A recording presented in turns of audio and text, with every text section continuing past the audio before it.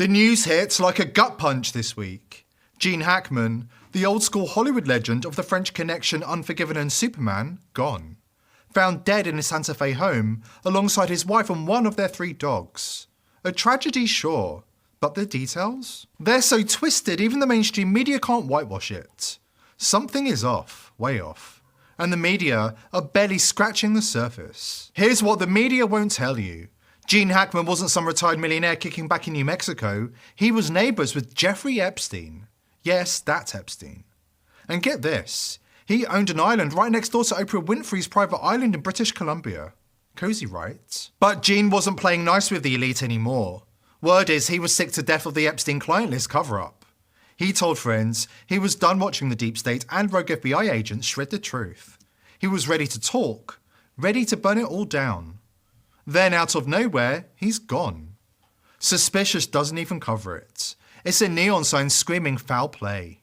And we've got the unfiltered truth coming up. Details so chilling, they'll haunt you.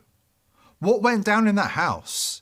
And why did Gene Hackman's last stand threaten to unravel everything for the untouchable elite? Before we dive in, join the TPV free speech community over on Soju. Soju is a digital space where ideas and information can take place without any annoying algorithms or restrictive rules getting in the way of free expression.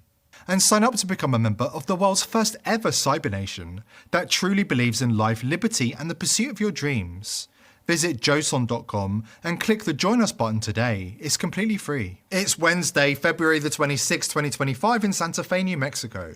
Sheriff's deputies roll up to the sprawling mansion of Gene Hackman, the gruff Oscar-winning star of classics like The French Connection and Unforgiven. Inside, they find a scene that's odd, to say the least. Gene is sprawled in the entryway. His wife Betsy is lying on her right side in the bathroom, a space heater tipped over next to her head. The door is wide open. One of their dogs is dead. The other 2 are still wandering around, tails wagging like nothing's wrong. And then there's this. A spilled bottle of pills scattered across the floor like some kind of clue begging to be noticed. The Santa Fe County Sheriff's Office calls it suspicious enough to launch a full investigation. No gunshot wounds, no stab marks, no forced entry, no obvious signs of a struggle. So what's the official story? They float the idea of a carbon monoxide leak. Classic, right? But here is where it starts to unravel. The New Mexico Gas Company tests the lines. Nothing. The fire department sweeps for carbon monoxide. Zilch. And those 2 dogs? If carbon monoxide took Gene and Betsy out, why are 2 dogs still trotting around like they're auditioning for a Purina commercial? The carbon monoxide theory is the kind of lazy plot twist you see in a straight-to-streaming flop. It doesn't hold water. Carbon monoxide detectors are required by law in New Mexico. So people start whispering murder. But why? Why would anyone target Gene Hackman, a guy who's been out of the spotlight for 2 decades? To answer that, we've got to rewind the tape on who Gene Hackman really was and what he knew about Jeffrey Epstein and his VIP friends. Gene wasn't just some Hollywood legend with a gravelly voice and a knack for playing tough guys. He was a man who'd seen the machine from the inside. Born in the 30s, he clawed his way up from a hard-knock working-class life, served as a Marine for 5 years, and then became one of the most versatile actors of his generation. Villains, heroes, anti-heroes, you name it.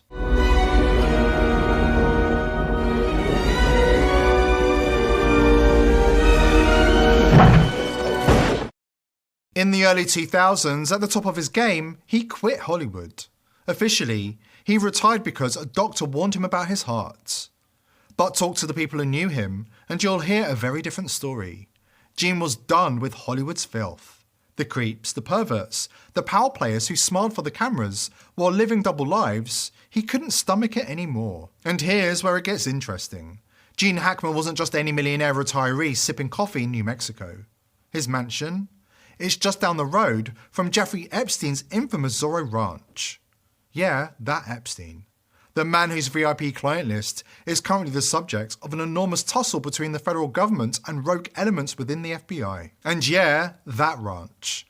The one frequented by Bill Clinton and other VIP elites. Mexico Ranch, once belonging to the late Jeffrey Epstein, is now under new ownership. The deed lists the new owner of Zorro Ranch in a remote part of Santa Fe County as San Rafael Ranch LLC. We were not able to reach the company to learn about the plans for the property. We did hear back from the Epstein estate, who says the proceeds will be used to pay the estate's creditors. The ranch was listed for $27.5 million when it went on the market 2 years ago, but details of the sale, including the final purchase price, remain confidential. The ranch is one of the properties where Epstein, a convicted sex offender, was accused of assaulting dozens of women and girls. Coincidence? Maybe. But then you dig deeper, and the coincidences start piling up like bodies in a slasher flick. Like Epstein, Gene Hackman owned islands. Not one, but two. First, Fawn Island, a private 2.3-acre spot in Washington's San Juan Islands, sold in 2008. Then, a bigger, more secluded island of British Columbia, shrouded in secrecy. Barely a whisper about that sale, like somebody paid extra to keep it off the books. Now, who was his neighbour in that neck of the woods? Oprah Winfrey.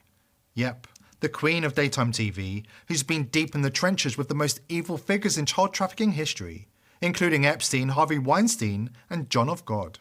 Oprah legitimized the notorious sex criminal Joe Teixeira, a.k.a. John of God, as a miraculous faith healer, one who could cure cancer, giving him international recognition.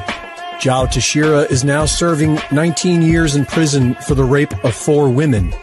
He is facing additional cases related to several sex crimes, including keeping teenage women as sex slaves in underground mines, forcing them to have his children, and selling their babies internationally for tens of thousands of dollars before murdering the women after about 10 years of childbirth. Oprah runs her own Leadership Academy for girls in Africa, a $40 million school for disadvantaged girls, where in 2007, several children were sexually abused and parents were only allowed to see their children once a month. And I have said for years, if the abuser is any good, you won't even know it's happened. Oprah was very close with disgraced Hollywood mogul, rapist, and abuser Harvey Weinstein. Her Me Too documentary ignored Weinstein and Jeffrey Epstein. Anyone surprised by Oprah's links to notorious child sex traffickers and adrenochrome merchants wasn't paying attention. Oprah has been hiding in plain sight for decades. It feels good. I mean, if you're 7 years old and somebody, which I was trying to say this to my friends who had children, you're 7 years old and someone is stroking your penis, it feels good. Right. Even though you don't have a name for what that is, it feels good. With neighbours like Jeffrey Epstein and Oprah Winfrey, it's no surprise Gene Hackman had a knack for portraying evil characters on the screen. He didn't have to look very far for inspiration. He was surrounded by them. And then there's the timing of his death. Word on the street, well, from friends he confided in, was that Gene was gearing up for a comeback. Not to act, but to talk. He told people he was ready to step out of retirement and spill the beans on what he called the memory holing of the Epstein scandal. He knew things that could crack the case wide open, even if rogue FBI agents torched the files. And just as the Epstein cover-up heats up again in early 2025, Gene and Betsy turn up dead. Convenient, right? Was this a hit? Did the elite finally decide that Gene Hackman knew too much? We're heading to a break, but when we come back, we're laying it all out. The real reason Gene and Betsy had to die right now, the satanic cult that had been stalking him for years, and how it ties straight to Epstein's VIP client list. Today's sponsor is pillsforever.com.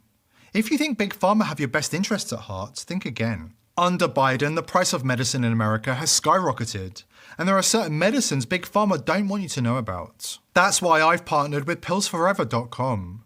All of their FDA-approved medicines are the cheapest you'll find anywhere. More importantly, you can order medicines that Big Pharma don't want you to have, such as ivermectin, hydroxychloroquine, and fenbendazole.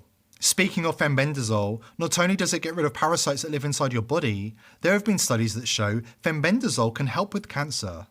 Listen to this testimony of Joe Tippins, a cancer survivor thanks to fenbendazole. 2 years ago, Joe Tippin says he was told to go home, call hospice, and say his goodbyes. The doctors were unanimous. He was going to die of small cell lung cancer. Once that kind of cancer goes that far afield, the odds of survival are less than 1%, and the median life expectancy is 3 months. Tippin says he got a tip, not from a pharmacist, but a veterinarian. And in his desperation, he turned from people medicine to dog medicine.